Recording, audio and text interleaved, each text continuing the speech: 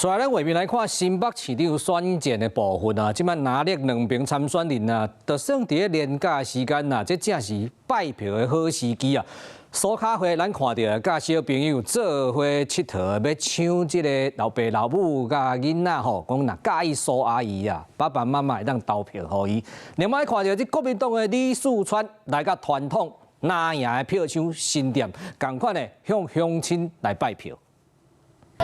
民進黨新北市長參選人蘇巧慧和黨內議員山田茂希做伙和囡仔佇咧耍，用水拖媽媽的形象搶攻親子票。模一在這幾年可以看得出來，他對婦幼議題對小朋友的議題都非常的關心。典型家父大巴長甲球做好黨內家囝，為着備戰2026新北市長選戰，蘇巧慧一身拆幾若人，啊來對手國民黨的李四川嘛，無形甲變過。抗戰老兵，他們幫我們簽名所留下來的一面國旗。透早來到新店參訪烏嶺將軍的舊厝，新店是傳統拿贏票倉。烏嶺過去佇咧金門保家衛國反攻後台，不過就佇咧後禮拜國民黨主席鄧麗文就要去到中國和中國國家主席習近平面會，國共之間的關係敢若差真多。我想賴總統也講過，他要賴習會。那我想這個多溝通、多對話、多交流，絕對台灣是好的。